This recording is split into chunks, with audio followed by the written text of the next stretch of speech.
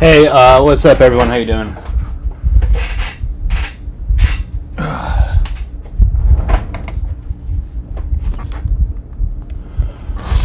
All right. If you guys can tap and share, that'd be great.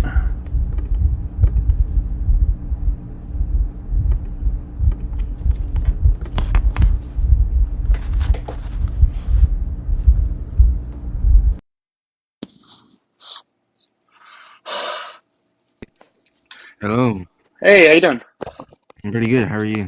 Good, good. I just need to know your age. How old are you? 19. All right. What's up? Yeah, I agree with the prompt. I just had like a question Okay. I heard that you believe the earth is round. Is that correct? I'm not doing a flat Earth debate, man. No, it's not a debate. I'm just saying, is that true? You asking me if it's true if the Earth is round? Is that what you're asking me? Yeah, is it true that you believe the earth is round? I think it's a fair bet to assume anybody believes that, Hmm. Yeah, well, considering like I'm actually a huge flat earther. that's cool, dude. That's not the topic. Yeah, so seed oils, artificial sweeteners, and soy aren't bad. So Hmm. you don't think artificial sweeteners are bad? Nah. But they're artificial. I don't. They have all Okay. sorts of like these weird chemicals and shit in them. Do you What think that chemicals? What do you think that can chemicals? be if you There's two. overuse them? Do you know what aspartame is made up of? Nah, no, I'm It's not an made up. expert about this. It's made up of two amino acids. Okay, So why so would like that be that bad? so like do you think that Gatorade, like all those artificial colors and stuff, is okay? Well, artificial colors are different than artificial sweeteners, but now I don't really think those are a big deal. Yeah, so okay. I mean, do you have reasoning as to why they're bad, other than just saying they're artificial? No, I've just heard that they're bad, and just the word artificial kind of makes it seem like they're bad because they're artificial. But yeah, I guess they're not necessarily bad. Okay. Is there anything that you believe is bad up there that you can say, or that you can back up with evidence? No, not really. All I right. do think that raw milk is bad. I don't think you can just eat it raw, drink it raw. Well, drink it. Happy you at least believe that. Yeah. Do you think that raw meat is bad? Um, yeah, I think you should be cooking your meat. Yeah. Okay. Mm, Anything else? right. Is that it? I guess we agree then. You have a nice day, sir. Take care. All right. Whatever.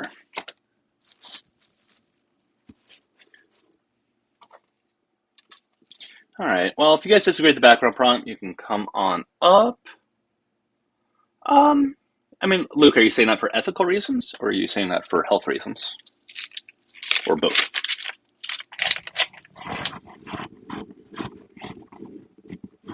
Is that right? Ethical reasons. Sure.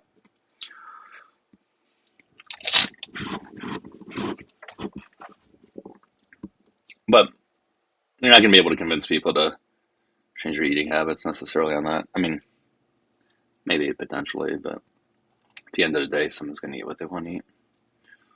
I'm rage baiting. Well, it worked. You commented, didn't you?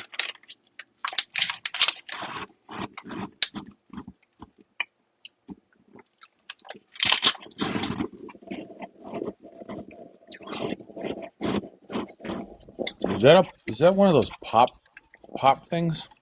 Yeah. Summer pop things. Yeah, they're really good. Is that full of sugar? Sure is. That's why exactly why I'm eating it. Is that good for you? What do you mean by good for you? Like, are you What's that? Oh, you cut out. What did you say? are you supposed to eat like straight sugar? What happens if I do?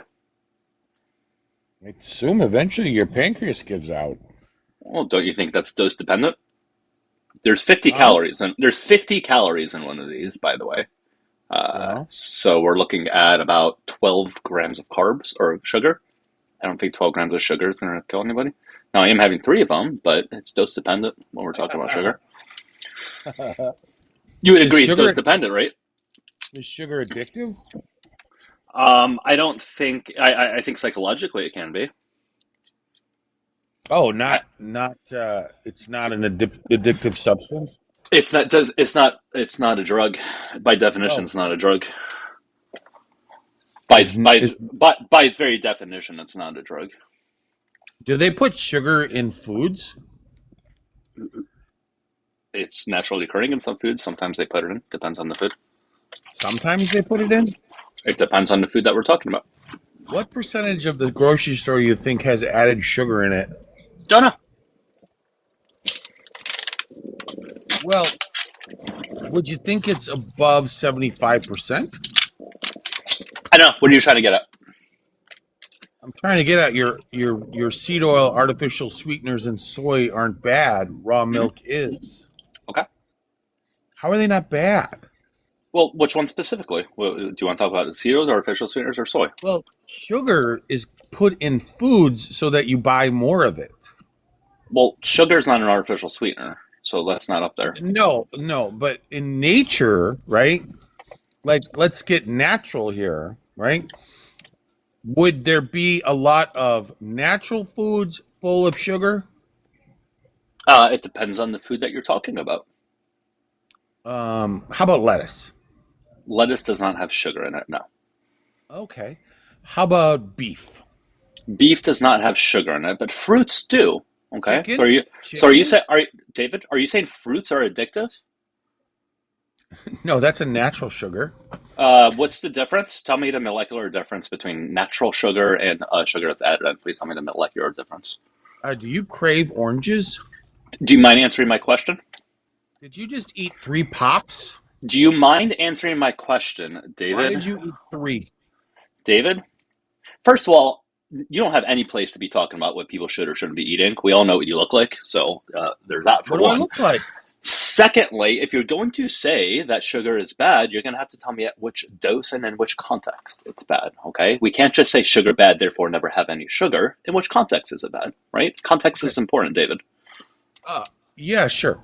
So the added sugar that they put in processed foods, hmm now they can put it in as sugar. hmm No, but they usually put it as corn syrup, right? Or not corn syrup. What you call it? Corn.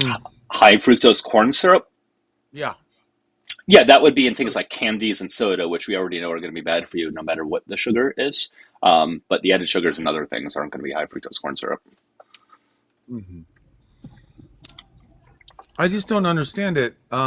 You're saying that we should eat these things? No. Where does it say? Where am I saying that we should eat these things? Well, artificial sweeteners. hmm What about 'em? Would that trigger a pancreatic reaction? No and no? Yeah, it does. Based on what evidence? Because you'll get used to that and you'll crave the rest of it. Tell me how that causes a pancreatic response.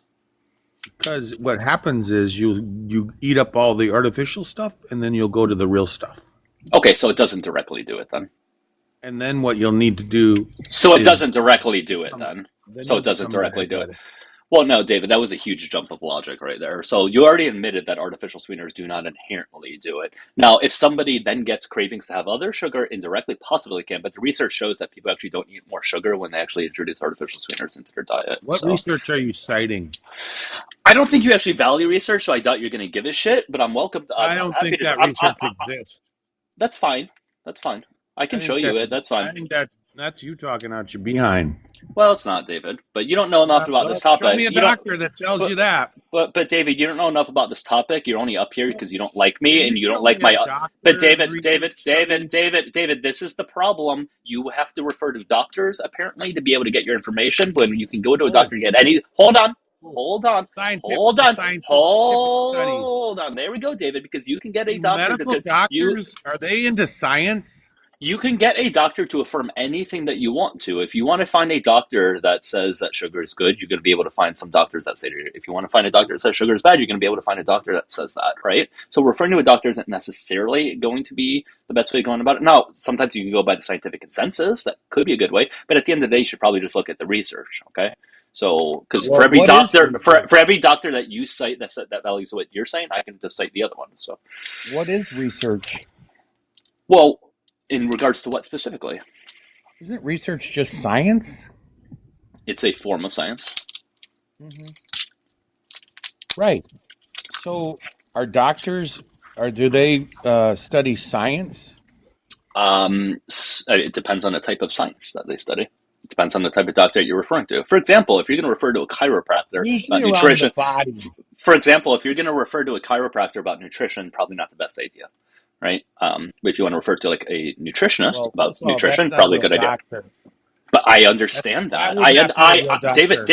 I actually agree with you. But there's a lot of chiropractors who are now social media influencers who talk all about nutrition, and they have a lot of followers behind it because they have the They word doctor shouldn't. behind their name. I actually agree, but Well, people Doug, they people have buy into what actually they more say. credentials than you have to talk about it, Yeah, but right? you right. But we again don't determine if something is true or not based off of the credentials of the person. We just So, determine if it's should true or I not based. determine what you're saying up here is true? David, if you have evidence to show that things are bad, provide the Well, evidence. you're sitting here eating popsicles, Okay. right? Do you have the evidence, And then David? Yes or no? telling us that seed oils, artificial sweeteners, and soy aren't bad. Those But you two have things no have nothing to do evidence, with each other. and raw milk is. Okay. And David, you have no yet to provide any evidence. evidence. David, You have David, the no burden of proof is evidence on you. to even confirm David, this. David, the burden of proof is on you. I'm just No, denying no, the it's your claims about topic. zero. It is my topic, but I'm just denying the And claims I'm about the telling two. you that artificial sweeteners, not good. Based on what evidence, David? Because it will make person crave sugar. Okay. Do you have some source to back that up? Have you ever been on Do you have evidence to back up that causes people to crave more sugar? Okay. You're just going to lie. Cool. All right.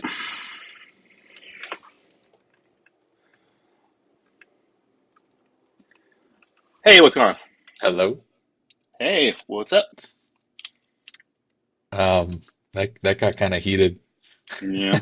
I just need to know your age real Uh, quickly. How old are you? I'm 35. My Okay. picture's a little bit when I was younger, but I have somewhat of a background in nutrition, and Okay. I would say I disagree fundamentally with it seems like the promotion of seed oils, artificial sweeteners, and soy. I mean, each one of those, and I know why you chose them because I mean, maybe holy war is not the best terminology to use because that connotation, but they're, clickbaity sort of. I don't know where you want to start or, with, um, I mean, we can just go with whole milk, I guess. And there's a Okay. strongly backed study done in Europe. I don't know if Mm-hmm. you're familiar with the Gabriella study, all caps Mm-hmm. Gabriella study. They surveyed 8,300, it was like 9,000 something school age kids in Germany, Uh-huh. Austria, and Switzerland. Uh-huh. And what this study found is that raw milk consumption was associated with lower rates of diseases. Namely, I remember asthma. I'll have to pull this up to get exactly the stats, but it was asthma, Okay. and the other things that had been issues with children before the age of one, like independent of farm exposures. And that's just one where they took, yeah, kids that were drinking raw milk and kids that drank pasteurized milk, and they found that they had lower incidences of um, yeah, How, asthma, I believe was the main finding in that. how, Uh, how do we know that was from raw milk? Because that just sounds like a correlation. Because I'm reading the conclusion right here, and I can read through the whole thing, but it says the findings suggest that the protective effect of raw milk consumption on asthma might be associated with the whey protein in the milk. okay, well, so that's one where they took, I mean, and yeah, maybe 8,000, 9,000 children,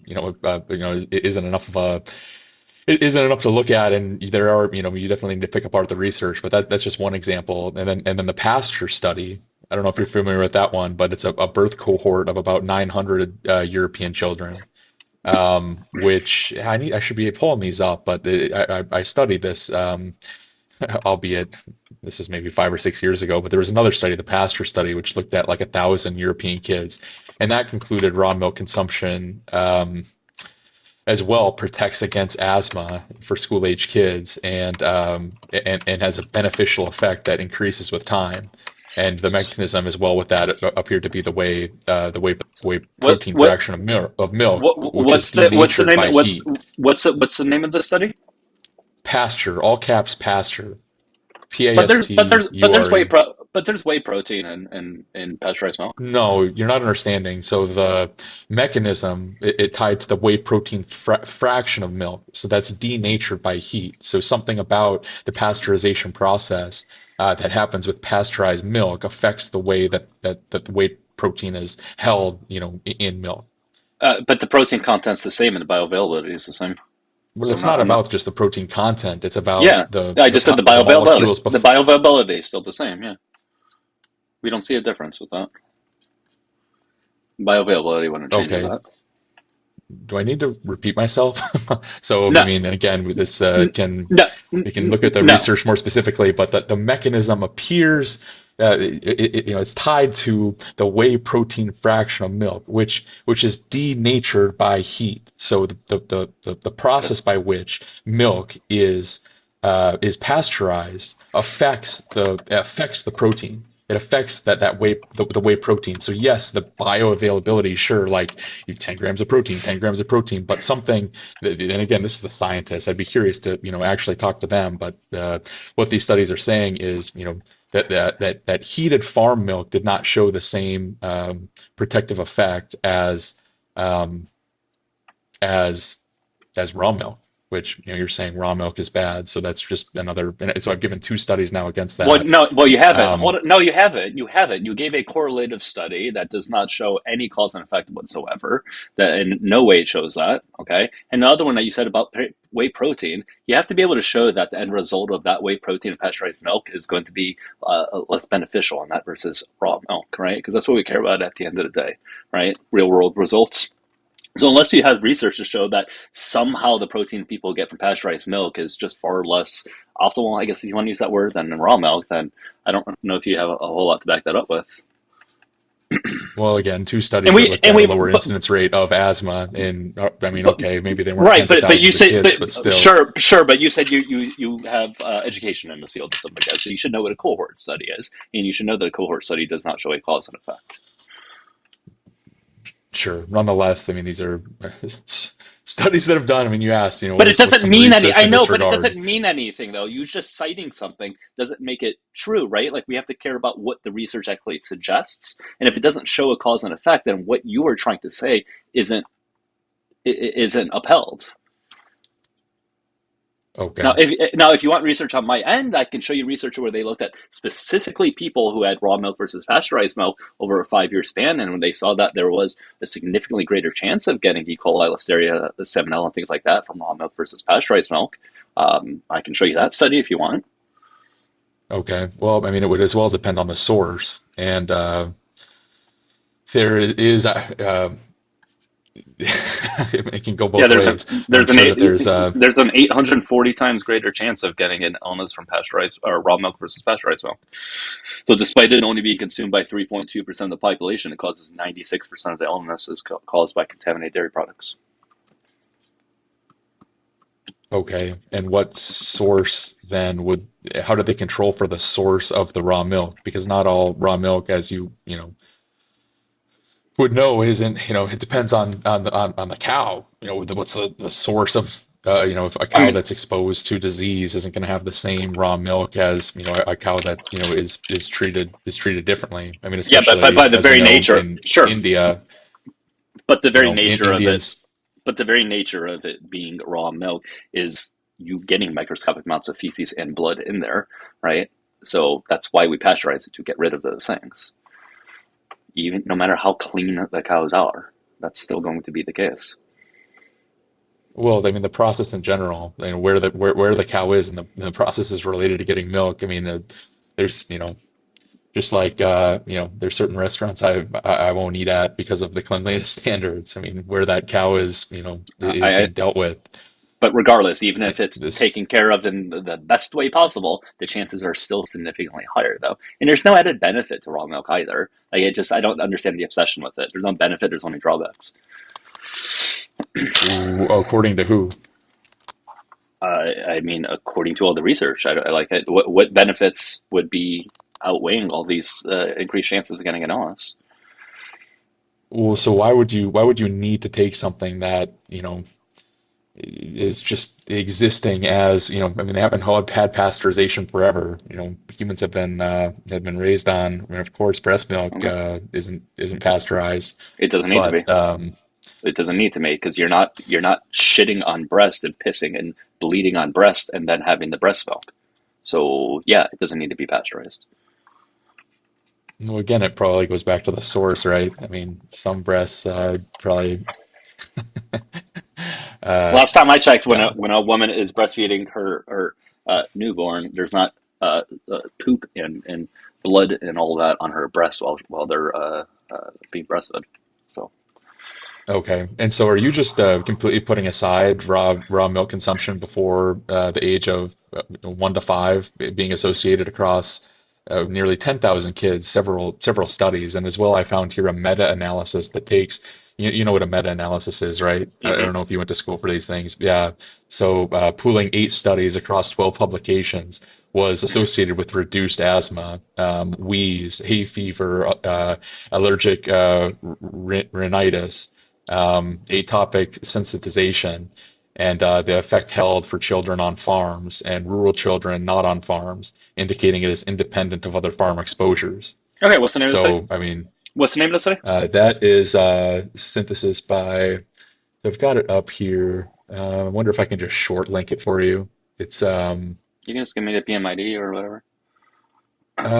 well, let me see here. Um, So it's in a JACI in practice. It's the Journal of Allergy and Clinical Immunology. How do I find the Title should be there at the top. but it's not. Um, okay, can I give you a tiny URL? Can I tell you There's got to be a PMID or something, right? Is there a PMID? so I'm gonna put it at tinyurl.com/milk study. I promise this isn't uh, let me see, it's a shortened link. I'm not Or going to be able to get it from the maybe that's been taken. comments. I'm not going to be able to get that from the comments, though. I, It's not I, available. Milk study, what's the date today? 0527. Uh,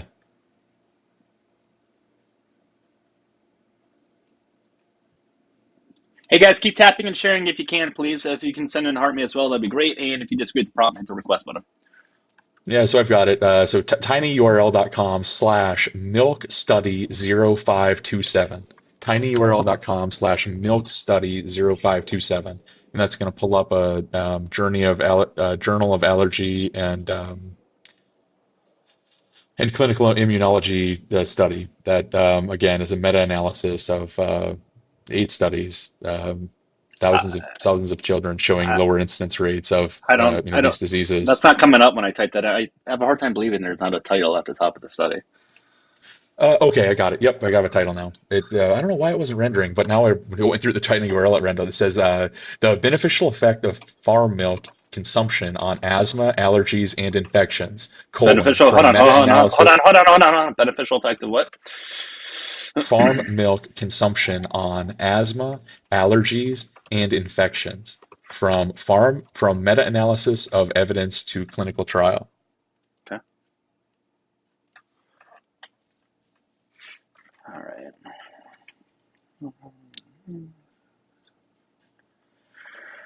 All right. All right. So where's the conclusion at it? Because I just see the abstract of it. Do you have the full Uh, study pro- there? Because I mean, when I type in, I just have the abstract right here. I just want to make sure I have the whole thing. um, Hold on. yeah, I need to be No, on my university. Maybe I could find it. Maybe there's the PDF somewhere.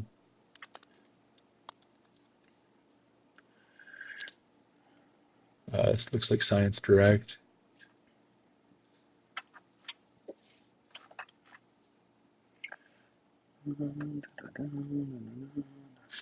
Which suggests that, I mean, there's heat sensitivity to some of the nutrients that are in milk.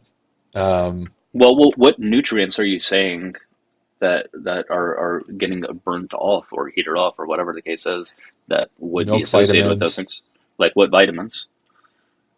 um, And how would that help with asthma?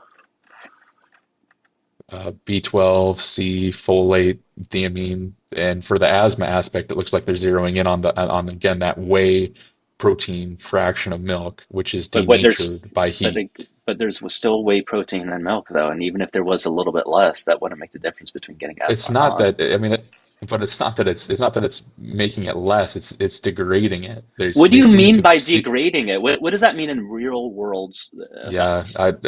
you're gonna have to read the study. I'm I just know, but looking like, at but you're I'm saying looking at the denature. conclusions of What it. does that mean though? But what does that mean though? For example, So somebody gets how 150. If somebody gets 150 grams of protein from raw milk versus pasteurized milk, are you saying there's going to be a difference in muscle mass, or is there going to be a difference in strength? Or like, what's the real world effect that you are saying? well, I know you. I mean, you can kind of see this linearly, but if you can, have an imagination for a second of, not all protein molecules being created equally, that there seems to be something protective about the nature of raw milk. There's something about this, which I'm not saying that this is fact. Like you said earlier, correlation is not causation, but Mhm. still, there seems to be something here in a meta-analysis I've just presented, taking 12 studies in this regard that show there's less asthma in these children that have drinking raw milk instead of milk that has been pasteurized. Okay, so I have the study up. I want to see. So where does it say that specifically? And so I want to be able to pull that up. Okay. Um, so where it's so I have the full study. Just where in the study specifically does it say that part? In the conclusion, it says uh, point 0.5 or 0.58, 95%. It's citing all these reduced asthma. Let me do a control F on this.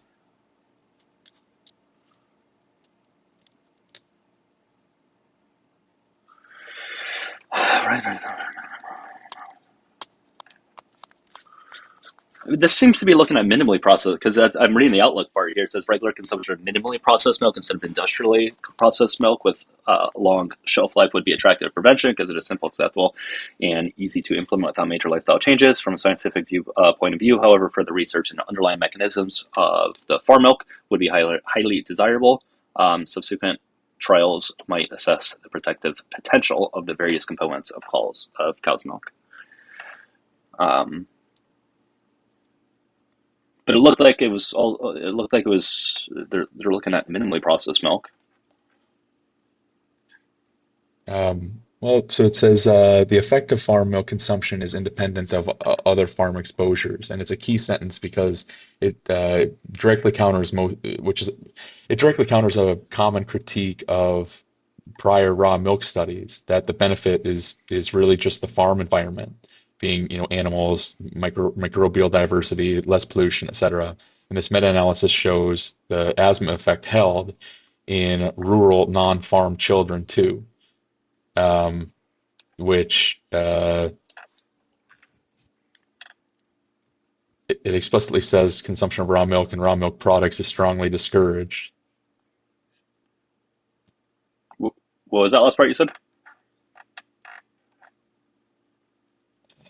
The author's actual policy position is that the components of raw milk look promising, which is why they launched the Martha clinical trial. Okay. Martha, But it's all caps, but clinical. it There's still a says in the clinical study trial in this though. regard. Okay. But the study that you cite, it still says because of the minimal but real risk of life-threatening infections. However, consumption of raw milk and products thereof is still strongly discouraged. It says that in the study that you gave me.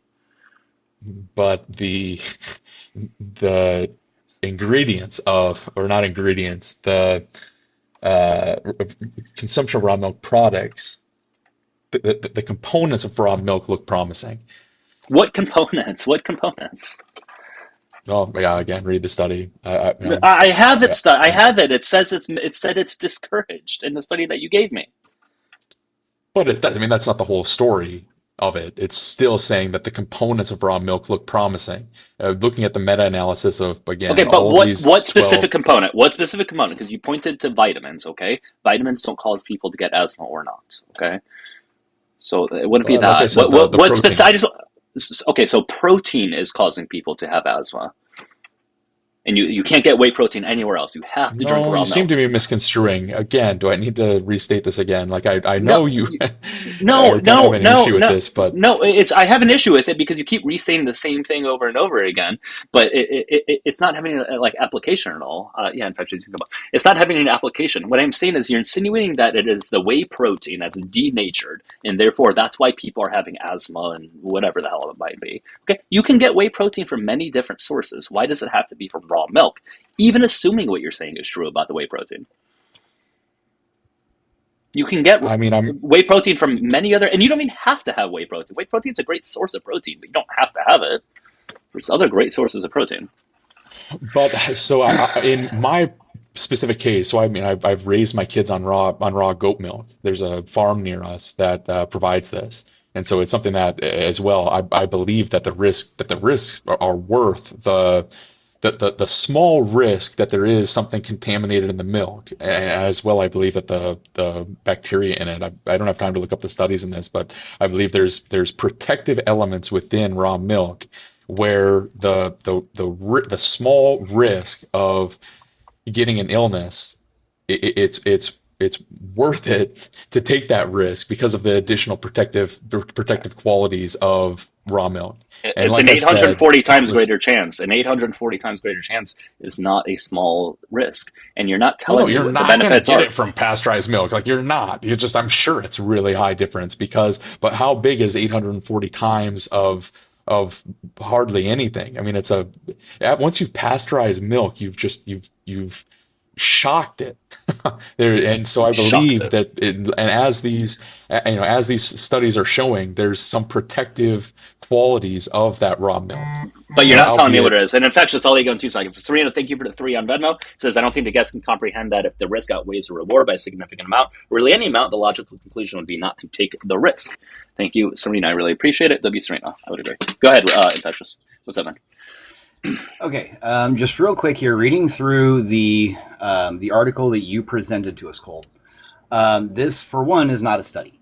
It is a recommendation for a study. You called it a meta-study, and it's not. It is simply an abstract stating that something could be. And if you actually dig into it a little bit deeper, the Martha study has been ongoing since 2020. They did actually get funding for a study for this. They've been doing it for the last 6 years. And they haven't come up with much of anything so far. All they really found out is that minimally processed, which is still pasteurized, by the way, minimally processed cow's milk is easily well tolerated by infants up to the age of 3. That's really the only thing the actual study has shown so far. The other thing that I would nitpick on it is when they talk about the sets of people that they're placing the study on, the children. They're going between children that live in rural areas and children that live specifically on a farm. That is not taking into account children that live in urban areas, which you would automatically assume that their instances of asthma would be higher because of things like smog and pollution. So it's not the greatest thing to lean on. I mean, what you presented to us is neither a study nor is it present us I with never said it anything was a study. I definitive. said it was a meta-analysis. So I mean, they look This at is not a 12 meta-analysis. studies. It's still not. This is actually an abstract to conduct a study. Which, No, again, I, like I I said, linked. the I study linked to has the been going on. abstract. There is a study. No, there's just. I mean, in what I linked is an Yeah, it's abstract called of the a Martha study. study, Martha. And if you look up the No, so far we're looking at the results wrong of the thing. Martha trial, So it literally says it at the end of the abstract. It says right on the end of it, the milk against respiratory tract infections and asthma trial is currently testing the protective effect of microbiologically safe, minimally processed cow's milk against standard ultra heat treated milk in children from 6 months to 3 years. This is the abstract stating that we wanted the study. This is the abstract that they said, okay, we want to find out if there's more here. Now the study is ongoing, but there are no results. This is not a meta-analysis. This is a proposal for a meta-analysis and a study. Okay. And still, You got to learn to it read involves, and still, it's taking together 12 different studies in this regard, several of which it, are man. Yes, and showing has that no there's less conclusions. incidence. It has no conclusions thus far.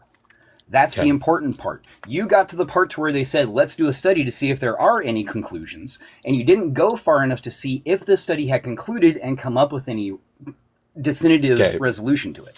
Well, here, There is none. right from what I linked was, again, just the abstract. There's a longer version. I haven't paid. I'm not. I mean, I'll have to go back to. I'm not on my college LAN, but I don't have access to the full publication right now. What I do read here is it says early life raw milk consumption is associated with a roughly 40% reduction in childhood asthma and allergic disease. That's Brick et al. BMJ adjacent meta-analysis 2020. And from a rigorously tested single herd source, that protective window can plausibly justify the marginal pathogen risk over pasteurized milk for children under 5. What's the word plausibly mean? Plausibly? Yeah. What does that mean? What does that word mean in scientific terms? When you put it into a study, what does that word mean? That it, I mean, It means possible, but perhaps we it's don't know. hedging. It means I mean, possible, it's a but we reasonable don't inference. know. It's a reasonable inference. It's No, not a it proven. just I'll means give it to possible, you. but Oh, we yeah, don't that's know. fine. I'll give it's a, and again, this is looking at several different studies. Maybe it's not a meta-analysis. It's Yes, and they have no conclusion. That's the problem. You're not looking for a conclusion. You're looking for confirmation bias. You're looking for something that no, I'm literally not. just No, kind of I'm makes you not. I'm feel better. 100% no. I believe Because that's what you happening on the provided other side is of this neither a debate. study nor is it I'm conclusive. And I'll give you that. I concede to that for sure. I mean, I'm testing your side just as much as you're testing mine, and it should be rigorously scrutinized. But I'm providing that it's not as black and white as it's not as black and white as raw milk is bad and dangerous. Just completely stay away. And I But believe that's that. not I how you mean, just presented it. That's not how you presented it. You presented this as definitive. You presented this as a strengthening of your argument that it could be that it was better for you. That was the entire basis of you bringing this up. Was you were using this to add credibility to your argument, and it doesn't do which that. it does. It does. No, It's it not. doesn't. Because again, it It's has not. no It's not definitive. conclusive. If it doesn't have a definitive but resolution, it has no credibility yet. It doesn't say anything. It doesn't say anything that is factual. It says things that are possible, but not things that are factual. Okay, again, early life raw milk consumption is associated with a roughly 40% reduction in childhood asthma and allergic disease. This is across 12 different studies that have been done. BMJ adjacent meta-analysis 2020. So again, which I know we're spinning our wheels, and I know you like to make the pointed argument of arguing against the person versus hey, I more power to you. Stay away from raw milk, but I can tell you, I've got a child who's he's in kindergarten. He's reading at a second grade level already. He's killing it. I know an anecdote doesn't as well prove my point at all, but it's worked perfectly fine for my family, and I wouldn't discourage anyone from taking a similar. And this is raw goat milk. I have a farm that's about 10 miles away from me in Dallas here. So yeah, I suppose we'll agree Yeah, to I have a disagree. child that's 12 now that hit a temperature, an internal brain temperature of 106 degrees when she was 4. She's fine now, but I wouldn't recommend doing it. We got lucky. For raw milk. No. What he's Oh trying no, to it's not say for is just it's just what he's trying to say is Go just ahead. because they're fine, right? That doesn't mean that what you're doing is necessarily okay. There's plenty of people who don't wear seatbelts, right? That doesn't mean we That's shouldn't just wear what I said. My seatbelts. anecdote doesn't. Yeah, exactly. So there you have it. Should we do seed oils? Maybe I should let your other viewers in on it. You think I seatbelts are know bad? you're trying to run the live, and I figured I was reading the study. I figured I'd hop up for you, bud. No, you're good, man. I appreciate it. I All right, appreciate no it. problem, brother. All right, take care, man. Do you believe 2-on-1. That's lovely. seed oils are? Yep, Do you believe seed oils are bad? I do. In which way? Um, well, a word that I know you love. I think that I've called in here, or not called, but I think we talked like a year ago or something, and we got down a similar rabbit hole. Uh, Inflammation. They promote inflammation, and you like lost it. What's inflammation?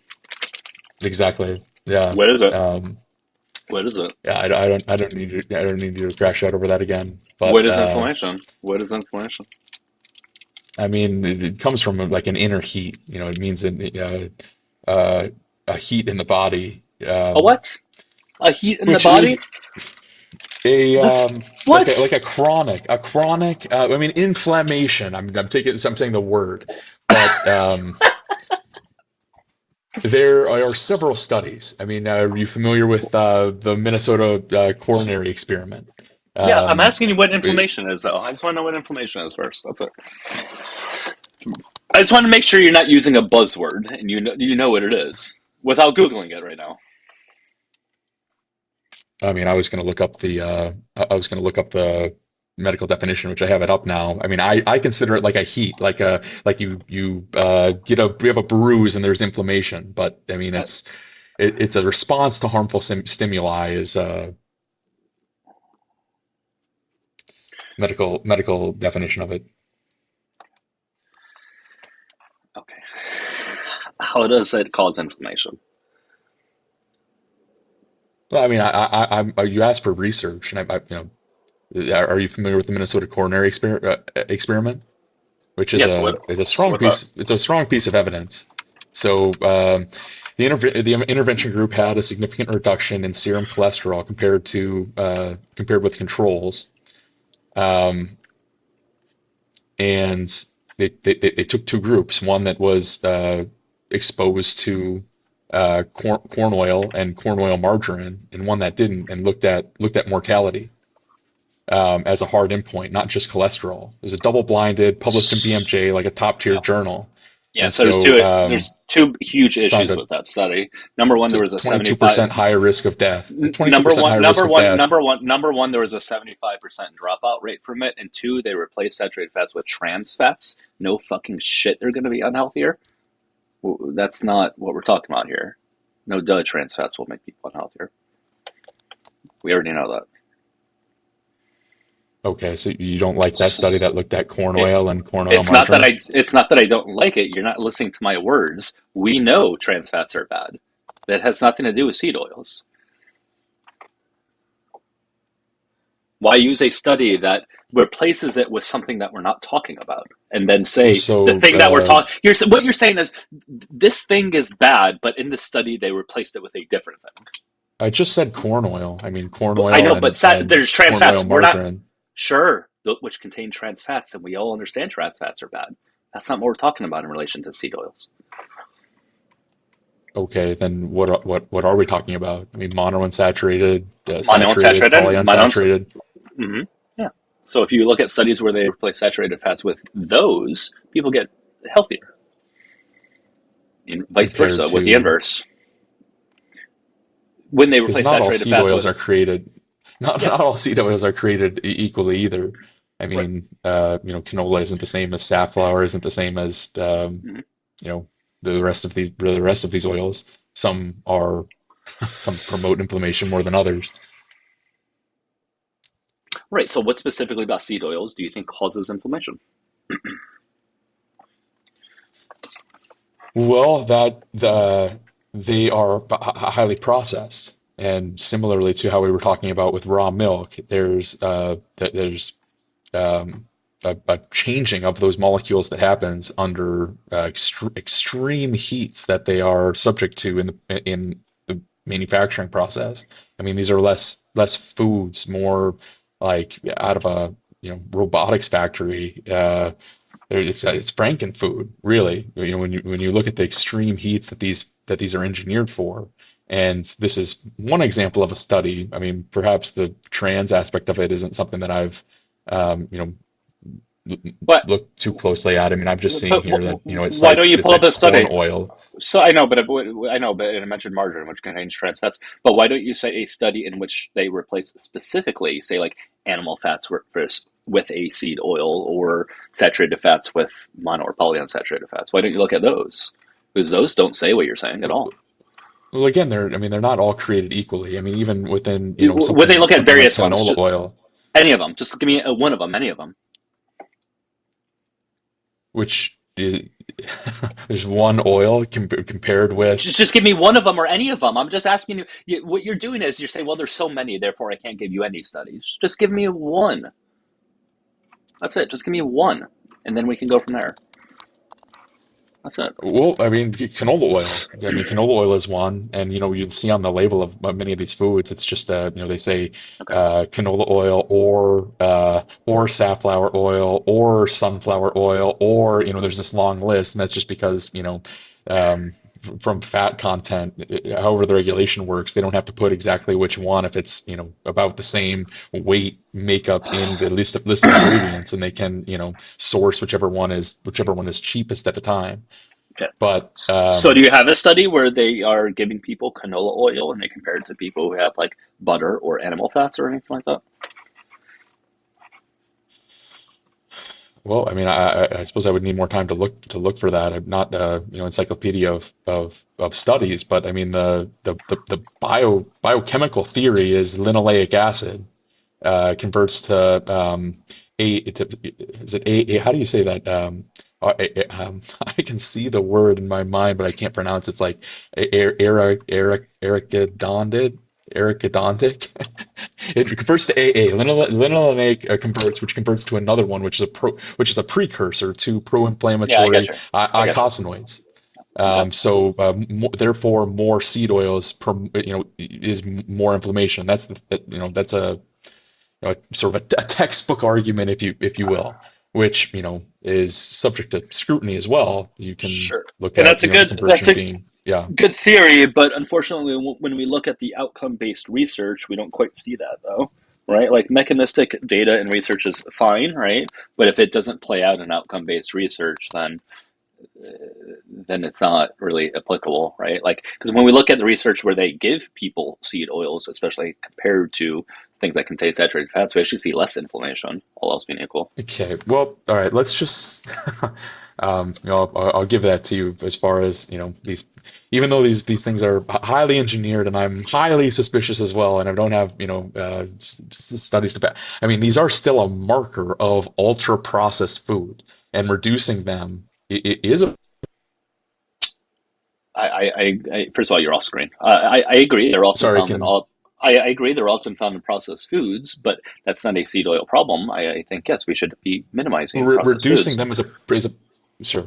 All right, yeah. Well, then there you have it. I mean, reducing them Well, it's is a not there. You practical have way it. to reduce I, ultra processed food but intake. then that's not lie to people and say seed oils are bad. Let's maybe tell people the truth and say, hey, seed oils happen to be found in processed foods. So by default, if you're minimizing processed foods, you'll be minimizing seed oils. But it's not the seed oils as the reason why you're getting healthier. You're minimizing processed foods in general. Sure. I mean, and just because they're the cheapest, I mean, you minimize seed oils, you're minimizing fast foods, you're minimizing packaged snacks, you're minimizing industrial baked goods, you're minimizing salad dressings and mayo Often and case, sauces and often case. But the issue is, TV but the issue. dinners I and agree. I agree. Often case that's true, but the issue is now you're. But if somebody is under the impression that seed oils are awful for you, and then they may cook at home with like butter or beef tallow instead, and that's a worse idea. That will be much worse. So by all right, well, let's play the game. Where are your studies? What avoid beef tallow. You would rather have canola fries from McDonald's yes. versus a potato that you've diced yourself and fried in beef tallow. If all else is equal, if you dice it yourself and you cook it yourself, there's almost certainly going to be less calories in it. But if all else is equal, then yeah. But yeah, if you do want to study it, here's butter and plant-based oil intake and mortality. This was published last year. So it looked over a 33-year long span from 1990 to 2023. And it looked over nearly 250,000 people, 221,000. So after they adjusted for potential confounders, they showed that the highest butter intake was associated with 15% higher risk of total mortality compared to the lowest. And then in contrast, the highest intake of total plant-based oils compared to the lowest was associated with a 16% lower total mortality. And they saw that same thing, that same trend with seed oils and cancer and cardiovascular disease mortality and cancer mortality and total mortality. Okay, and that was that was comparing to beef tallow specifically. This one was to butter, but I can get a beef tallow one too if you want. But this one was to butter. Okay, I mean butter's a little bit different. I preferring ghee myself. Heating up milk solids can as well. There's a cascade of things with that, that promote uh, inflammation. Your favorite word. Um, yeah. All right. Well, that solves it then. All right. Take it. Jesus Christ. Yeah, I mean, I think it's probably good that you know what the word inflammation means if you start talking about it. If you start using it as a buzzword and saying that it's this awful, crazy thing and this certain food causes it, I would hopefully would want you to know what it means.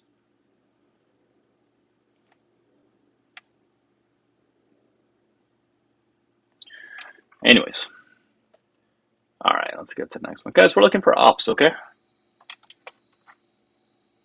Yeah, and the burning of whey protein. Oh, man. All right, let's get to the next one, guys. We're looking for ops, okay? Hey, how you doing? I'm doing all right. How old are you? I'm 21. All right, what's up? I mean, I'm just wondering why you think seed oils and artificial sweeteners are not bad.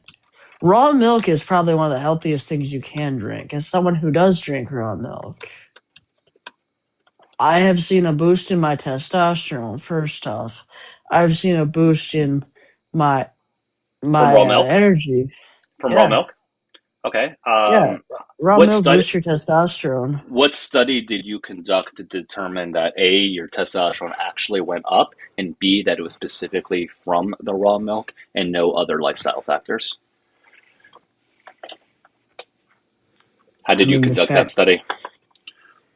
bro, I'm not a fucking scientist. The fuck? Well, then how do you know your testosterone went up? Did you go to the doctor and get it tested? Because my voice went down. Yeah, that's what happens when you get older. Welcome to growing up. And on top of that, like my dick got bigger. There's that. Well, that's not how that works. All right, going from 1 inch to 2 inches. I hate to break it to you, it's still small. 1 inch to 2 inches, bro. I can fit two hands on it. The fuck? Okay, if that's what you need to tell yourself. That's fine. Dude, I was fitting two hands on it today. The fuck you talking about, dude? Cool. I'm happy for you. Okay. Do you have any research to back up any of these things, or is that it? About my fucking dick being able to fit No, two hands I around don't. it? I don't care about that. I mean, I don't really do research when it comes to the science stuff because the majority of that is backed by the Jays, and the Jays want us all to be low testosterone, Yeah. Blame all of your life beta problems on Jewish males. people. Yeah. Yeah. All of your life Well, problems are from Jewish people. Poor you. You can't take any personal responsibility, so you blame an entire group of people for all of your problems. How mature? not all my problems. It's just they control the majority of our media. They control the majority of our banks. They control the Do you have majority evidence? of the corn Evidence? industry. Evidence? Evidence? Evidence? Evidence. I want Google evidence. is Google is Nope. free, my friend. Nope. Nope. I want you to provide the data. I want you to provide data that they do it, that they own the majority of those things, and that it's not billionaires. Okay, so I want you to show me that it's specifically Jewish people, not billionaires. The majority of billionaires are kikes, dude. And that is untrue. The majority of billionaires are dirty kikes. Not true. The majority of our elites are dirty kikes. Okay, so are you just going to be doing this the whole time? Is this what you do? Do what? I just say the truth, dude. Okay. Like, you really Does this think we make you? should trust Does this make you the feel better? Oive coin? You really think we should Does trust this the make you Oive feel better? coin clippers? Does this make you feel better? I mean, I just like to say the truth.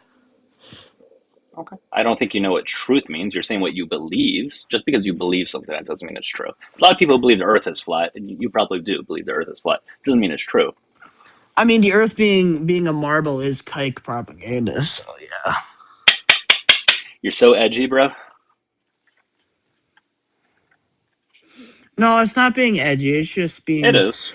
well It versed is. in It is. You like the kikery. attention. It is. You like the attention No, that you're I'm well getting. And versed in the things that the Jews fund, and a lot of them has to do with NASA, all kinds of corn websites, the uh-huh. fucking media, the Yeah, all of your problems. banks. All of your problems are because of Jewish people. All of Exactly. the Blame world's all of problems your are because of the problems on kikes, Jewish dude. people. Okay, buddy. Good luck with that.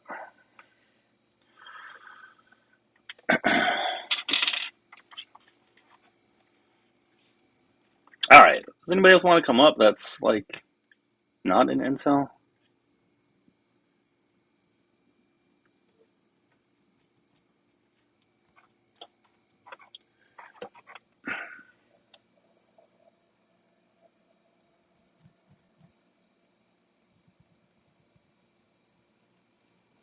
Is humor stuck in 2009?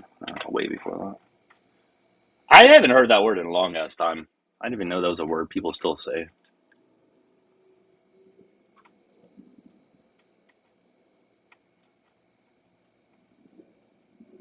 Practically intangibly.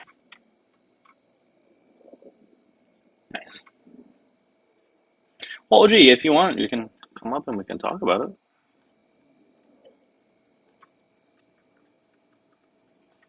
I don't think I'm going to change the world with this topic now. It's not my intentions.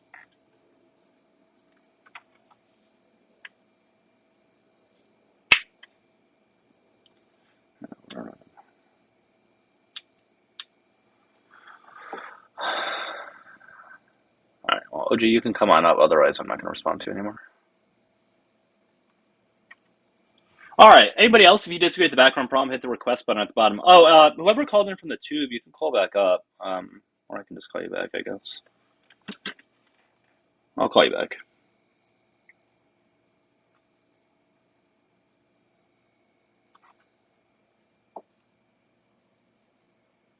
Alright, let's get to this one.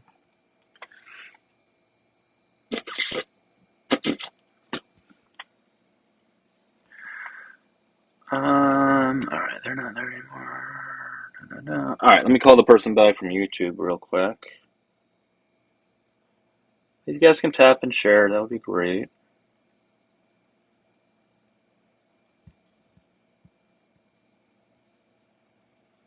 Ash, are you opposition? It looked like you're not opposition from what I saw in the comments.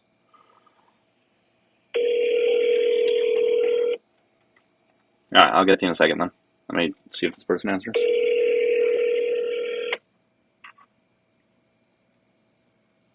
Alright, I'll just bring you over now. Hey, what's up? Hey, can you hear me? Yeah, how old are you? 38. Alright, what's up? So, I think the definition of inflammation kind of went down a really annoying rabbit hole. The concern I think that most people have is actually the production of seed oils being in such a weird Frankenstein sort of way.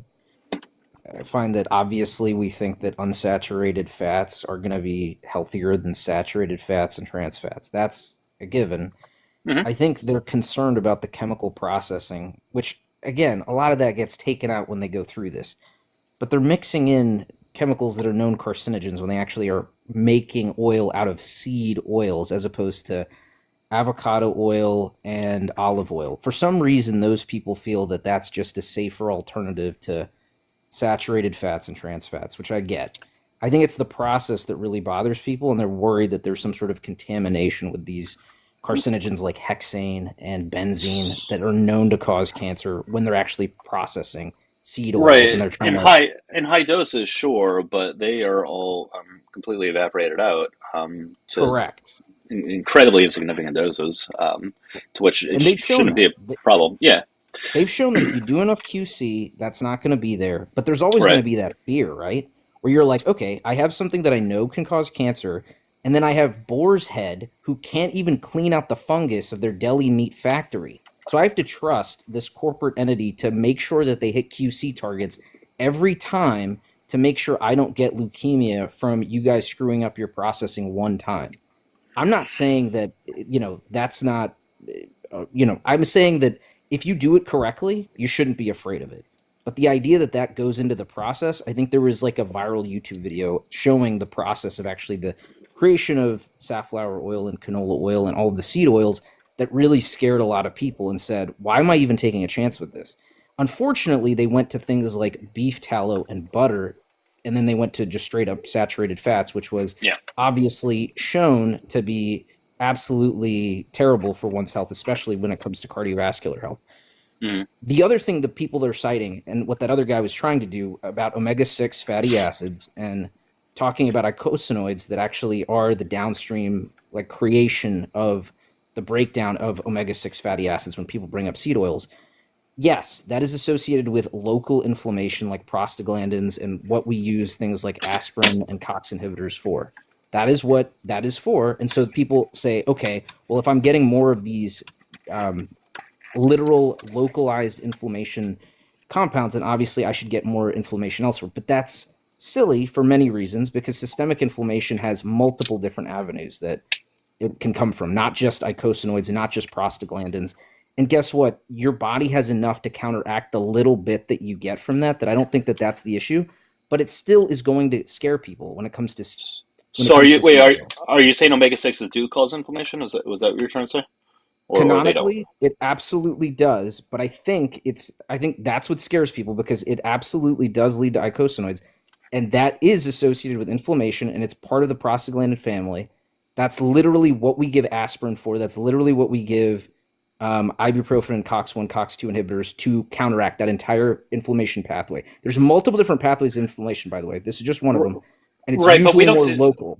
but we don't tend to see this in outcome based research, though, that the omega No, sixes no, do cause exactly. inflammation. I agree that outcomes wise, when you actually look at it both in a population and the body as a whole, Hmm. then obviously that gets washed away, because the human body is far more complex, that a little Yeah. bit of inflammation is not going to hurt it. But my issue is that we can't just be writing people off when they say this, because the problem is a little bit of this is true, and it needs to be acknowledged that it is true and that it is happening, but it doesn't matter, and the reason is because of this. So like, it's not that they aren't wholly bad, it's that there are these risks, but they're negligible and they're tiny as a whole. And I think that being honest with that, I feel like a lot of people constantly are coming up and saying, oh, I feel like I've been lied to. Why didn't someone tell me about all these things that happen with seed oils? Why didn't someone tell me about the downstream compounds that we get when we actually break these down? And we just say, yeah, that happens, but it's negligible. When you take it to a population setting and a human body as a whole, it's negligible. I think that level of academic honesty is how you actually win people like this over, not just saying blanket statements saying that, can you define inflammation? And this Well, I guy think that's who important, obviously though. has no idea what he's talking about brings it But I up. think that I understand, but I think it's important because it is a buzzword that is said very, very often, right? And I just wanted to make sure he at least knew what it was and wasn't just like spewing just stuff that he saw on social media, because it's Well, just a they common use thing you that word and hear. it's inappropriate. That word is incredibly complex. It No, it derives, is. there's It like is. Yeah, five for sure. different cascades in the body that all constitute inflammation. They all work together. And people say seed oils, it hits one that's just with local inflammation that's almost negligible. Anyway, that's my rant on seed oils. For artificial sweeteners, are you familiar at all? And I'm too lazy. I'm doom scrolling right now, and I just got triggered. So I'm too lazy to look up the study. But are you familiar with the study that came out? I want to say it was in like the 2010s, when people were showing that the cravings associated with artificial sweeteners was higher and led to people having less. They were more. They had less inhibition, or they essentially craved more and ended up consuming more carb related calories throughout the day. Now, again, these are crappy studies because of how they run them. I don't like how they run them, but it doesn't change the fact that this was an interesting observation that made a lot of people, a lot of smart people, say, you know what, maybe this is going to increase my cravings. I'm going to stick to a little bit of sugar to satiate my cravings and avoid a lot of artificial sweetener. I've seen that argument made. What are your thoughts on that, at least? I don't. It depends on the person. I think. I think if somebody doesn't necessarily have an issue with like overeating certain things, specifically whether like specifically sugar, then no, I think it's fine, right? But it depends on the person, though. But we do see, generally speaking, when people do replace sugar with artificial sweeteners, overall they tend to reduce their calories, which in They turn can do. help. Yes. If Which you in turn can help yes. with obesity and things like that. So I think it's very person dependent. Now, somebody on an individual basis, when they have an artificial sweetener, tends to crave more other foods and eat more because of that, then that person maybe shouldn't have them. But I don't think we see that as an overall trend, though. The next for soy, I would say that there was a big scare in the early 2000s with regards to estrogen as a Yeah, downstream product, and I think that's where all this comes from. The right. soy boy memes, people that bring that up now don't even know that that wasn't a thing when we were growing up. But I think the issue there obviously exists that estrogen supplementation, and this is controversial still, but estrogen replacement therapy, it's been going in and out of favor for a long period of time. So a lot of people wonder, is this associated with increased risks of estrogen-based cancers? And so obviously estrogen and other hormone supplementation is increased with blood clots, but especially they're also associated with increased cancers that are based on those steroid hormones. So soy breaking down into estrogen, there's obviously going to be that concern. Hey, should I avoid this if I have a family history or if I have some concern for developing breast cancer, ovarian cancer, uterine cancer? I think a lot of that has maybe been done away with, but the literature keeps going back and forth in terms of hormone replacement therapy for older women and whether or not that's actually associated with cancer, because they keep Well, going back and forth on it. And then the same thing is happening with soy. So okay. Well, I can't speak to estrogen replacement therapy and cancer. I'm not going to speak towards that. But as far as with soy, we definitely don't see them increasing estrogen at all when we look at human randomized controlled trials. And if we look at them with the risk towards cancer, we don't see an increased risk of cancer with people that have soy overall either. So no, I don't think it's something that people should be worried about. totally fair. And I like that Kate B mentioned that in the comments. But again, I agree that it's no longer associated with it right now, but that has changed so many times back and forth in terms of the literature over the years that I wouldn't be surprised if in another 10 years they're running another study. In terms of Well, soy, the only reason I say this right now is because we're surprised how many different types of foods have soy in it that I wonder if at some point they will redo these studies and see if there is an elevation. And it might be minimal and it might be negligible. uh, It probably I is, mean, and it probably doesn't matter. there has been a lot of randomized controlled trials on this. I think we probably would have at least seen some that show that to be true. So I'm not saying that there should be more studies. I'm always welcome to see more No, research. and that's fair. I think we've And probably seen that by now. Are you saying just estrogen replacement therapy, or are you saying testosterone replacement therapy can cause blood clots as well, so or just I estrogen? actually have to look up. I have to look up if Test does it too. I feel like it probably. I'm just. I'd have to look this up. I would guess that Test does. I can't say for sure. I know estrogen does. Estrogen, progesterone absolutely are associated with increased blood clots, Well, and it's usually the ratio between the two that can. I forget if Test does, but I'm sure there's a dosing component to that too. The poisons in the dose sort of. So, but it's very context dependent with TRT, right? Like there are some people who on TRT they need to donate blood like a couple times a year because their hematocrit levels do increase.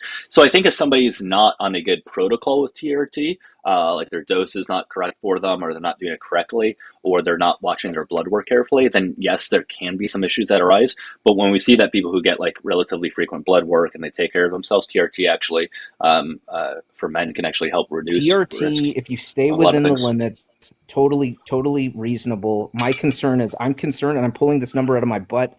I would hypothesize that about 80% of people on TRT are vanity-seeking individuals that are probably going to super therapeutic levels. I Yeah, think, and again, I just pulled that out of my butt, but I get that sense that people are using TRT as almost as it's a gateway into it's a super big. therapeutic, I trying agree. to get No, I into, agree. yeah. It's been a big trend lately, young men going on TRT, a huge trend. And I think that's pretty harmful that like we have 20, 25, 30 year olds even going on testosterone. And I don't think you need to be going on it until at least your mid No, 30s. But it's it's purely person, vanity-driven, and it's yeah. wild. Yeah. People that actually need it should get it. It is For beneficial. You sure. will Yeah. have Yeah. a better, you If will you have a have, better life and quality of life if you are on it because you need it. yes, if you have low testosterone and you go on TRT and you do it correctly, it will have an increased health benefits for sure. But yeah, the problem is when people don't need to be on it and they're using wacky doses, whatever the case might be. So finally, with raw milk, I will say the only argument for raw milk that I could see is that you have intact immunoglobulins. It's not human; it is cow, so it's not exactly like you're going to get that huge immunoprotective effect. But there is something that has gone away with warming, pasteurization, etc. But is it worth it? This goes back to the argument of is it your personal cow that you trust doesn't have feces in the milk? And But yes, when it comes to population based, never feed it to your kids.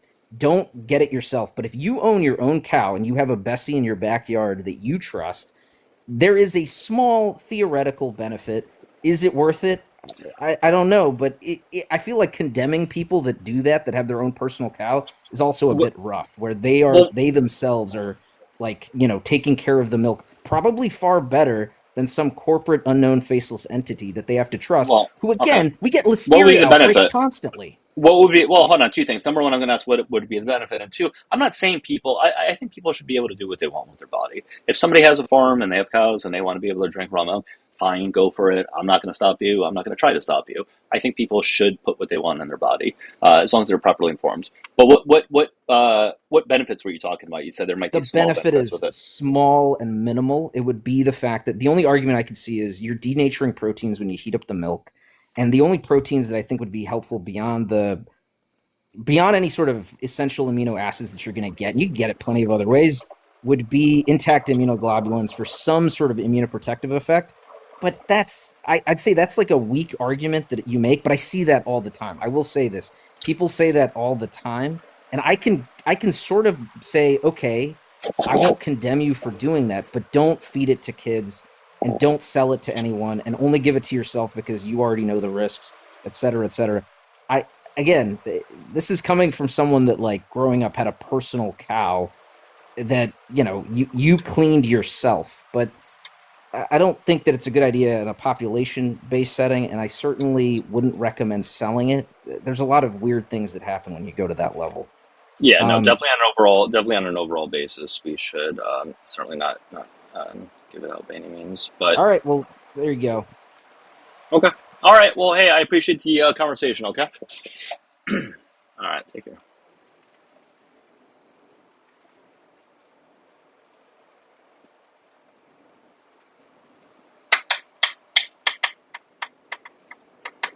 Pasteurized milk still has, though, immunoglobulins in it. Looks like there's potentially a little bit less of it, but and it depends on what temperature you're heating it up to. But I don't know if that'd be enough to make a difference. That would offset everything else that we spoke about either.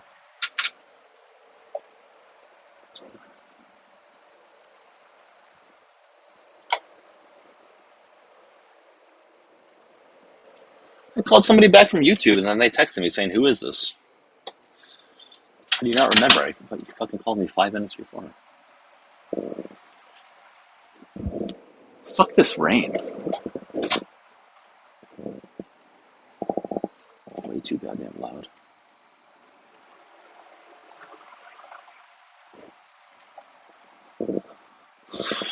All right. Anyways, if you disagree with the background prompt, hit the request button at the bottom of the screen, please. And you can call in from the tube. The number is there on screen in the comments.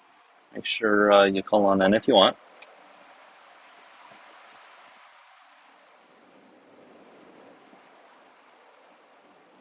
Yeah, Shadow and YouTube. I don't know if you were here when the first caller was in, but he spoke on that as well about the whey protein thing, how it got denatured. And even if there was a small difference with it, I don't see how that would have any, like, real life outcome differences. Even if we, like, granted saying that there was like 10% loss, which that would be incredibly generous, saying that 10% less from 8 grams per cup would be 7.2. That's enough to make a difference. And that's being incredibly generous.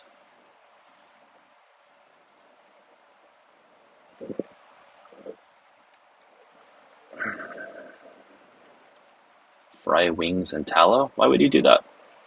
Why would you fry any of it? If you're looking, if you want to have, like, the best health possible, you probably shouldn't be having much fried stuff, right? Like, I think we all can agree frying anything is not going to be the best if you're trying to eat, like, the healthiest diet ever.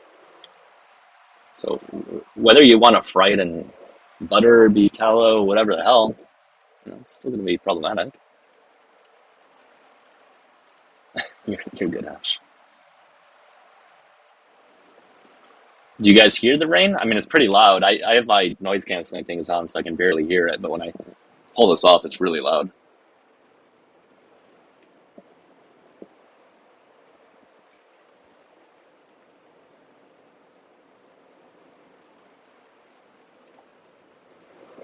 Yeah, and the argument that raw milk has more vitamins and minerals in it, I don't think is a good argument at all. I really don't. I don't know anybody who's drinking enough milk to get all of your vitamins and minerals where you couldn't get it from other aspects of your diet anyways.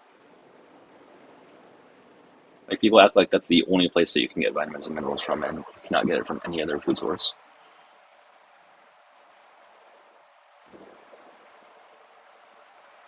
Oh, sorry guys, I can't help the rain noise. I can't get it to stop, so. Hopefully it's not too loud. Hey Nick, how you doing? Good. I just had a quick question. I just need to know your age. Debate. I just need to know your age. Yeah. Sorry, I'm 36. Alright, what's up? Totally spaced it.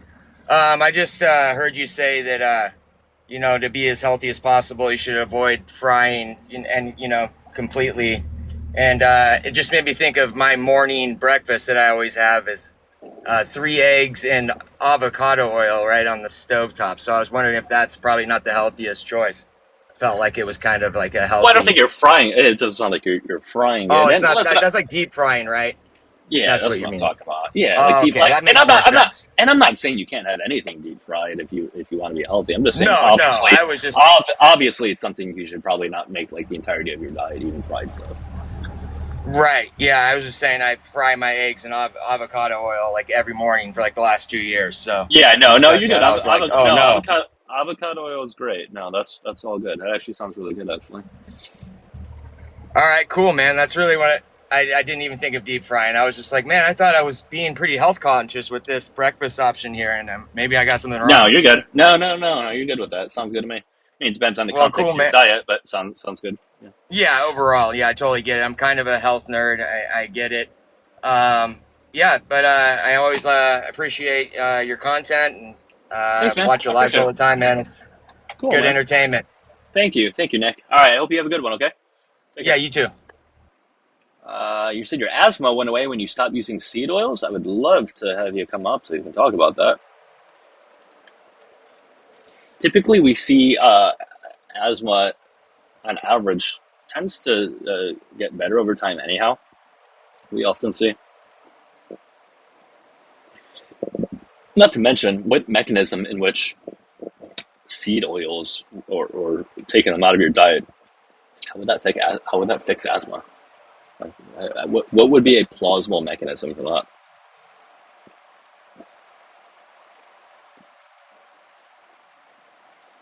I used to have asthma when I was younger. I don't really seem to have it anymore. Avocado oil is good. God, it's raining so loud.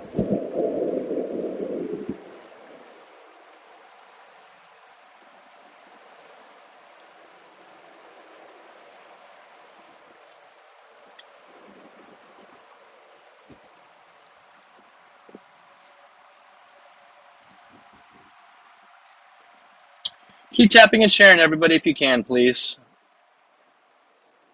What is it, 10:30? I'll be live for a little bit longer. I do need to wake up at 6 in the morning, though, so I can't be up super late. Plus, I still need a shower.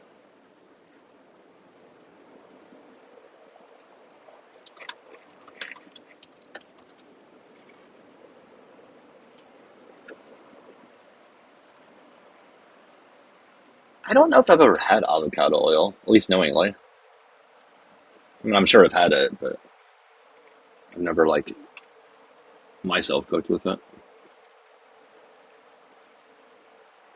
Oh, yeah, that sounds really shitty in the heat. That sounds awful either way, Ray. It does not sound fun, but especially in the heat, that sounds shitty.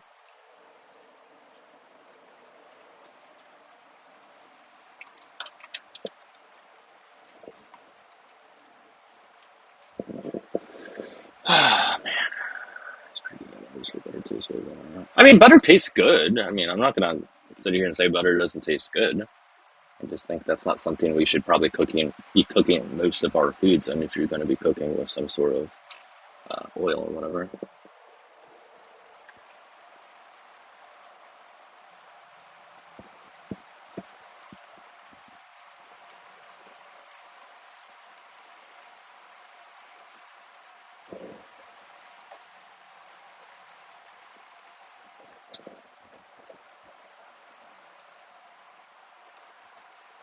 Or unsalted butter, though. I mean, if you're trying to have less sodium, then sure.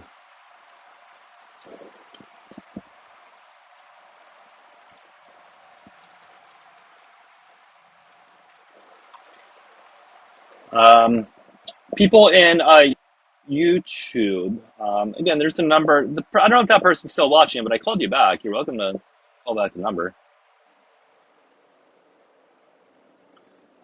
Yes, I agree with you, Shadow. The amount is generally very important when we're talking about anything. Most things, it's going to be very dose dependent. So that's why you can't necessarily say this thing is good or bad without taking into account the dose. Ask the Amish. What about the Amish? Ask them what? I don't understand why you guys think that's a good talking point. It's like you guys say that talking point without even thinking it through. Yes, Amish people exist. Yes, they seem to drink raw milk. Okay. Are you saying they're healthier? And if so, where are you getting that from?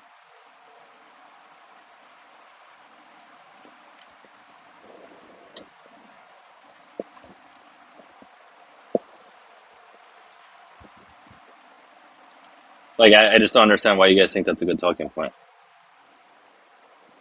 I don't think a single person who's ever mentioned the Amish to me has ever provided data to show that they are healthier, specifically healthier in relation to raw milk. I haven't seen either of that. I don't think I ever see Amish people. I mean, like, I've probably seen like 2 in my entire life. There's not many to ask.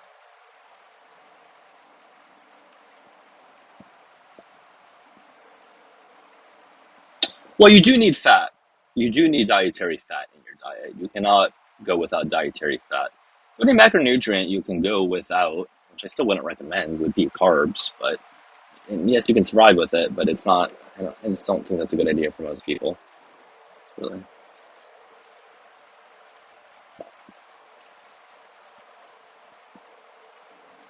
I mean, I don't know many people that can stick with a keto diet long term. There's very few people that can do that. And if you can, great. And if you feel good doing that, great. But most people that I know that do any form of a keto diet, while they do lose weight initially, they always gain it back and many times more. Not to mention, a lot of people's workouts just suffer when they have low carbs. Like, most people tend to have much better workouts when they have carbs in their diet.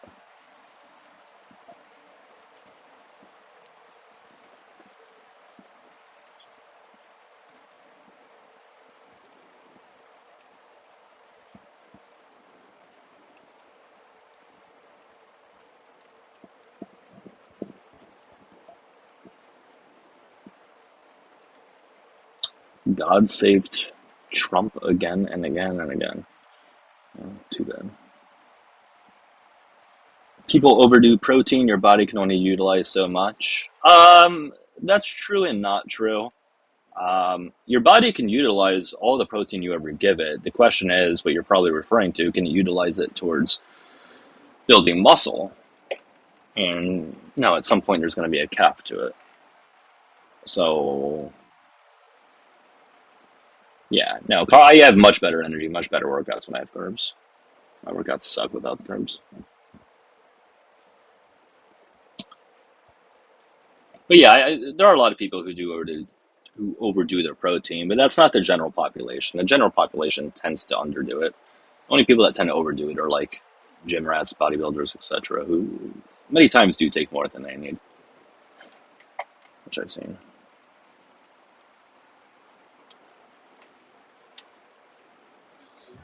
Hey, Davey, how you doing? Hey, I'm doing great, man. How are you? Good. I just need to know your age, please. How old are you? 33. How old are you? Same age, man. So what's up? Can men get pregnant? Is that the topic? I'm asking you. I want to know You, if you're even you're worth my time.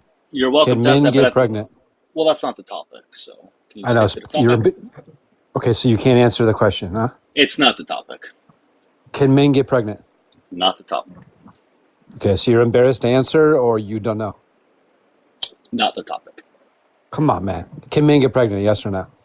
Why would I Not the debate with topic. someone that doesn't know? Okay, well, you don't know if men can get pregnant. I have no idea, dude. Now let's talk about the topic You here. have no idea.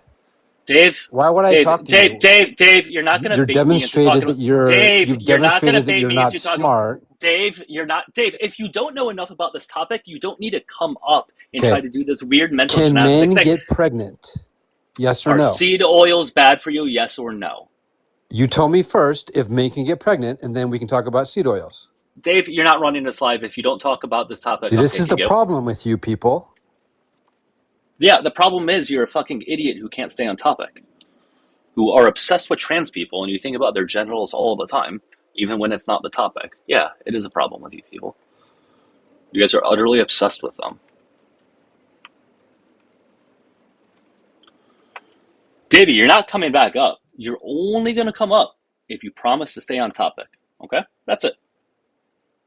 I do topics on LGBT plus like 4 times a week. You could have come up during any of those. In fact, I do that topic much more than I do this one. You could have came up during those, but you chose not to because you don't know about this topic, so you had to come up just to say I don't want to talk to you about it because you want to talk about a different topic. Makes no sense.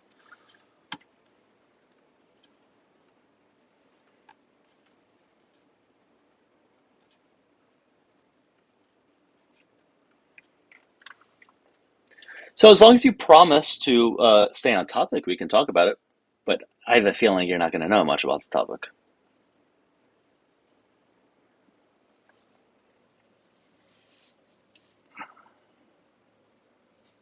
I'm sorry if you need to know that. You can wait until I do my LGBT plus live. I'm not going to bend the knee to your utter obsession of trans people. You have trans derangement syndrome. That's what you have.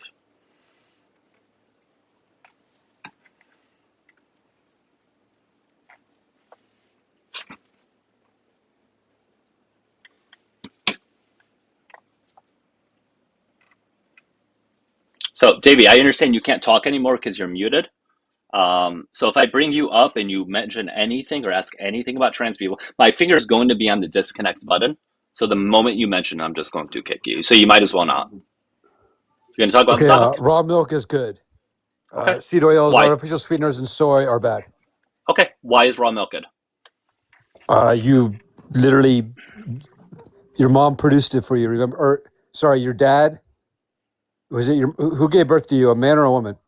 God damn, dude, you're really bad at insults. So is raw milk good or bad, and if so, why? Okay, who gave birth to you? A man or a woman? Goodbye, Davey. I told you You're to stay an on idiot, topic. dude. I told you to stay on topic. You're the guy who cannot get trans people out of your mind. Go see a fucking therapist, dude. Sort out whatever fucking sexuality issues you've got. I'm not your therapist. I'm not going to sort out your fucking crazy sexuality issues that you're embarrassed to talk about.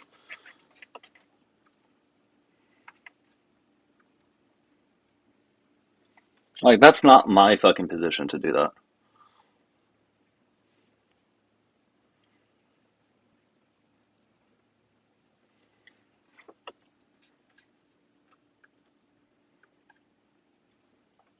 Yeah, fucking obsessed. And to answer it, I think you left it already. Yeah, anybody with a uterus, as long as everything else is working, yeah, they can get pregnant.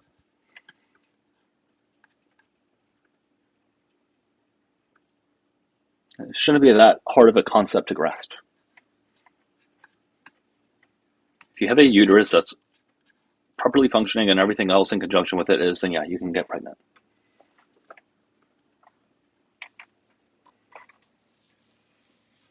And that's where the conversation was going to go. And it was going to be a stupid fucking conversation. Because it would have devolved to, well, you have to have a uterus to be a woman. It would have been the same old conversation. So it wasn't going to be worth my time. Human milk has less fat than cow milk. I don't know the fat content of breast milk. I don't drink breast milk. I don't know the the fat consumption of it. Oh, it's not raining anymore. We're good.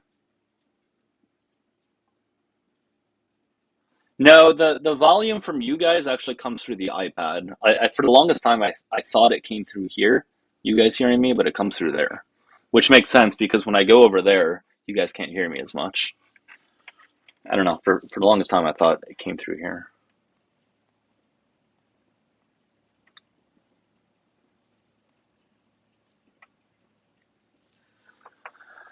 Oh, boy.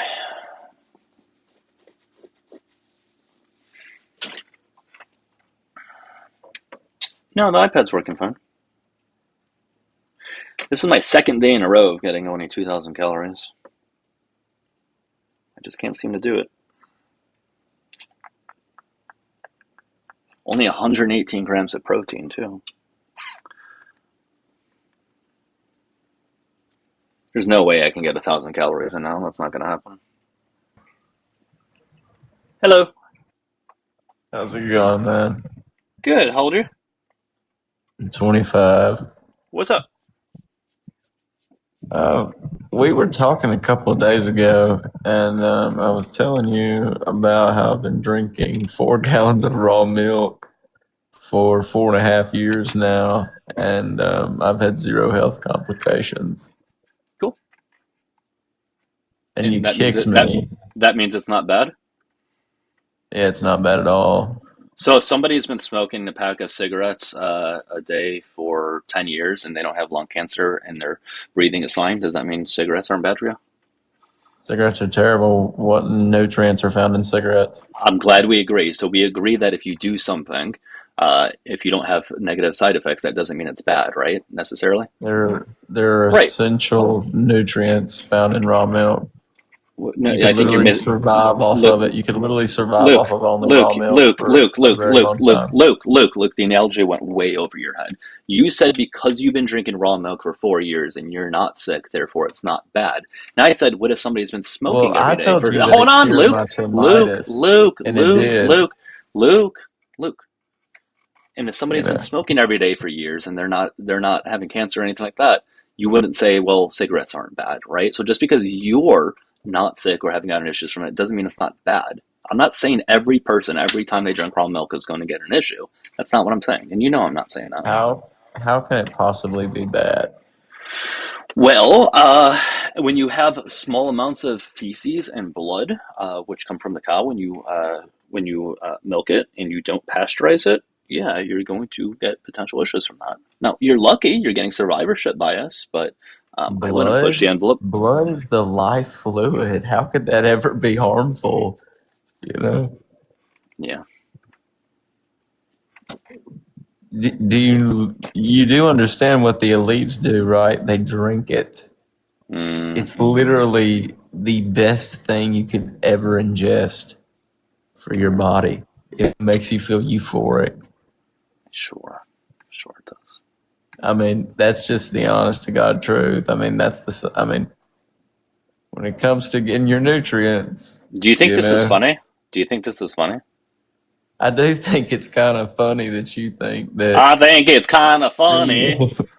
I sound like Forrest Gump. You don't have to take shots when I'm making you look like a dumbass, but seed oils, artificial sweeteners, we can tell you. We can tell you've been in the soy. We can tell you've been into the soy, buddy. We can tell you've been in the soy. Look at them headphones and them disabled glasses on your face. I mean, you're obviously not doing too good on your seed oil diet, having to wear them bifocals on your face. Seed oils cause bad vision? Is that what you're saying? Absolutely. Yeah, tell me the mechanism of action of how that happens. Not a part of a natural diet. Tell me the mechanism. Tell me the mechanism of action in which seed oils cause bad vision. Seed oils make people fat, and it stresses their arteries and their cardiovascular system, and it literally targets all of the vessels in your body.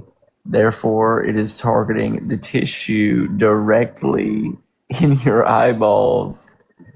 you gotta understand, man. Like, have you ever like looked at the studies on it? Have you ever like researched any of it?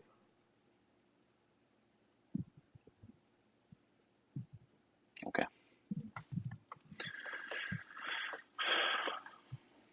Anything else? Nothing else, man. Thanks for letting me All right. come up. Nah, it's never going to happen again. You're about to be blocked. Hail Hitler. Knew it. Hail Hitler. Go jump off a cliff.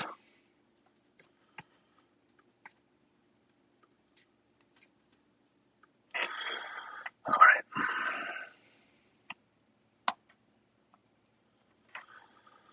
Oh my God, these people are the worst.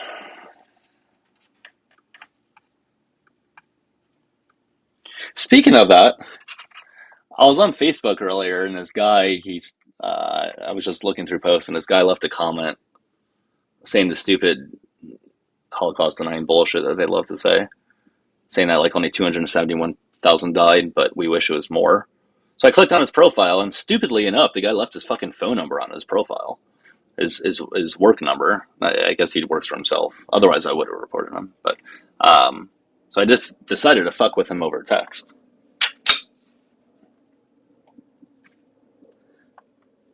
I don't know why you would ever fucking leave your phone number anywhere accessible to the public on your Facebook.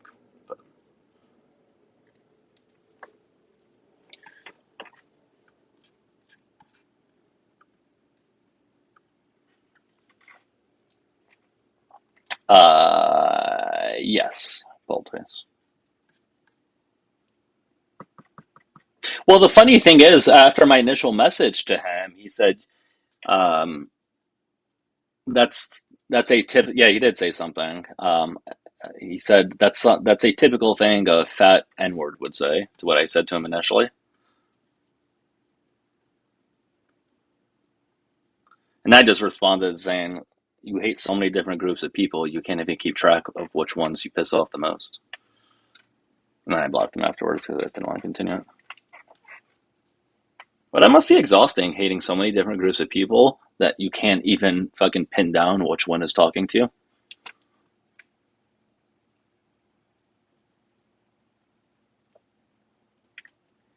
What's up, Nolan? You want to come on up?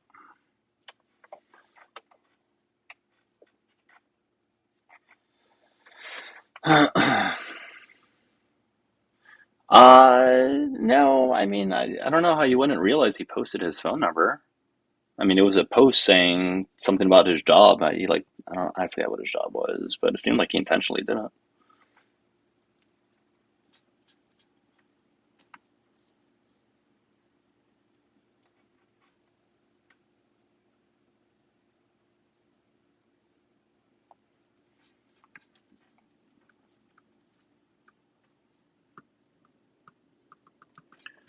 May, you said you Googled them, therefore you know everything? Well, that's not a good way of looking things up, May. You should probably work on that.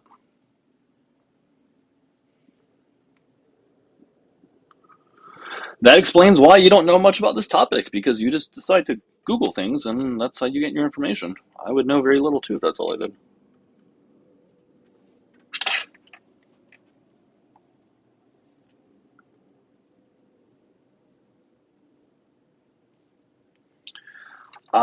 You've met them. How can you say they're unhealthy and die young? They are thriving. If you've met them, I think you're trying to say if you haven't met them, Jumbo. And I assume you're talking about Amish people? Number one, you don't need to meet somebody to know if people in that population are healthy or not. For two, and for secondly, you guys are the ones saying that Amish people are healthy or healthier. So that's going to be on you to show that A, they're healthier, and B, they're healthier specifically because of drinking raw milk. That data doesn't exist. Are you going to be looking for that data for a long, long time?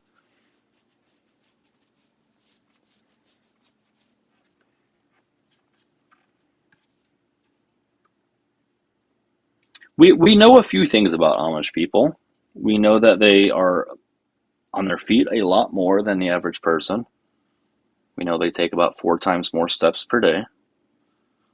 We know obviously they're not on electronics. Obviously they're not laying around all day.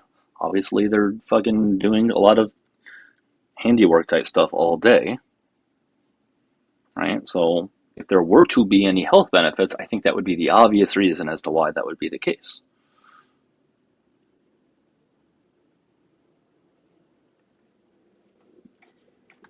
But they're not healthier. There's no evidence to show that they are healthier. And secondly, they don't really go to the doctor. So so you would have to prove a lot of things just to show that to be true.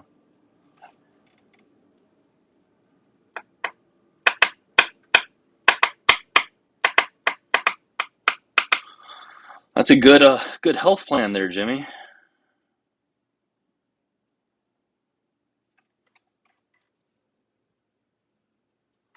They don't have phones. Well, yeah, I mean, like, yeah, you're probably going to be more active if you don't have electronics or phones.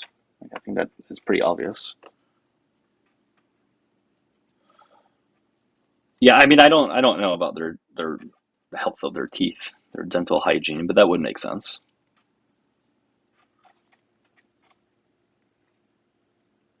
If you don't go to the doctor frequently, you're not going to know if you have certain health issues or not. So, yeah, you're probably going to have problems at some point down the road, if that were to be the case.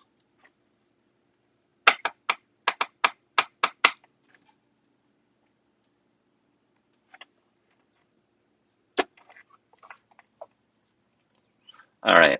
Any other questions, guys, or people that want to come on up? People opt into science? What do you mean by that?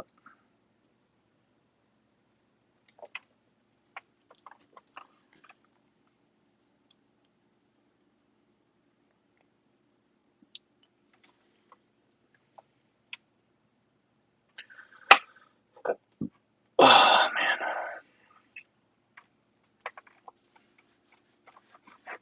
All right. Well, if I don't get anybody in the next couple minutes, I'll probably wrap it up. Where in the health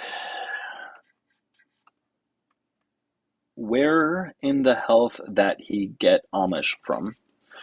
That's a very coherent sentence.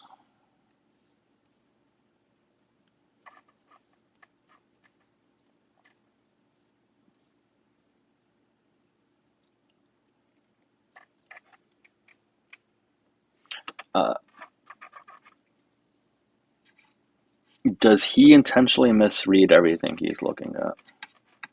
Only with you, May. Only with you. Only because 9 out of 10 of your comments are misspelled. Like, horribly at that. We'll read through some of your comments here.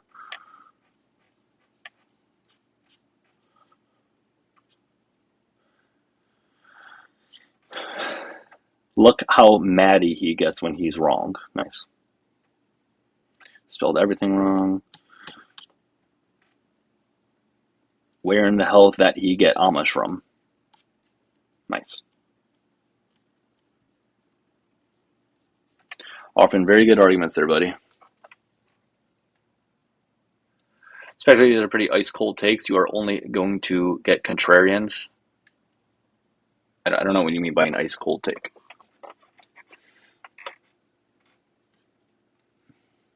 No, I get people who believe these things. Now, on occasion, I might get a contrarian, but people who have come up here believe these things. All right, well, May, that's fine. If you're not offering anything towards the conversation, I'll put you in a bit of a timeout, okay? We'll put you in, say, a 5-minute timeout. Since you're not really offering a whole lot to the thing. But you're welcome to call on in.